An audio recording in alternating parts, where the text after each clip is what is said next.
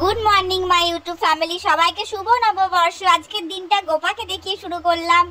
আমাদের গোপাল সোনাকে মা সকাল সকাল চান করিয়ে নতুন ড্রেস পরিয়ে দিয়েছে, দেখো তো কেমন লাগছে। এই যে আমাদের কৃষ্ণ রাধাকেও মা সকাল সকাল চান করিয়ে নতুন ড্রেস পরিয়ে দিয়েছে। তারপরে মা মেয়েতে বেরিয়ে গেছিলাম একটু ঠাকুরের পুজো দিতে।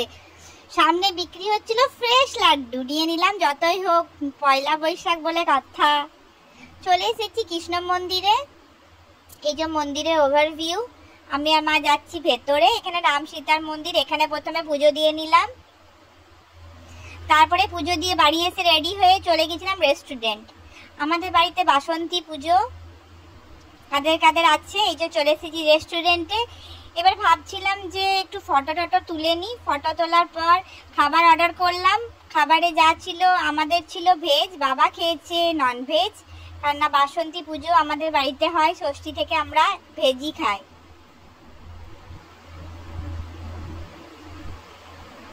চলে এসেছে আমাদের প্লেট। খিদেতে তো আমার একদম অবস্থা টাইট হয়ে গেছিল, ভীষণ পেয়েছিল খিদে। এখানে প্লেটও চলে এসেছে, খাবারও চলে এসেছে। পনির বাটার মশলা ছিল, মিক্স ভেজ ছিল, মাশরুম ছিল, রায়তা ছিল, স্যালাড ছিল, রাইস ছিল, আর বাবার জন্য ছিল বিরিয়ানি।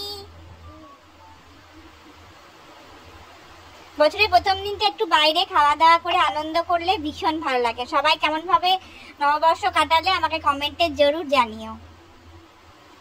এই যে আমাদের খাওয়া প্রায় শেষের দিকে। খাবার ভীষণ টেস্টি ছিল, খুব ভালো লেগেছে।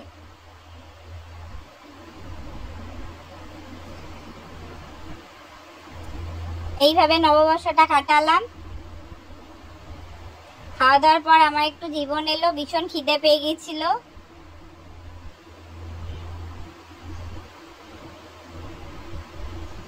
এই যে আমাদের সন্ধ্যাবেলায় ওভারভিউ। ভীষণ ভিড় হয়েছিল মার্কেটে, একটু বেরিয়ে গেছিলাম। তারপরে মা বাড়ির জন্য গিয়েছিল একটু মিষ্টিও নিতে। মিষ্টি একটু পায়েসও নেওয়া হলো বাড়ির জন্য। দেখো কত রকমের মিষ্টি রেডি আছে নববর্ষ বলে। তারপরে সব কিছু নিয়ে নেওয়া হলো। এবার যাব বাড়ি। দেখো সন্ধ্যাবেলায় আমার লুকটা কেমন ছিল। আমি পরেছিলাম কটনের একটা চুড়িদার। তারপরে চলে এসেছিলাম ফুচকা খেতে। ঝাল ঝাল ফুচকা না খেলে হয়, আমার বাড়ির সামনে ফেমাস ফুচকা। তারপরে আইসক্রিম খেয়ে দিনটা শেষ হলো। যার যার আমার এই ছোট ছোট ব্লগগুলো ভালো লাগে, লাইক শেয়ার সাবস্ক্রাইব। বাই।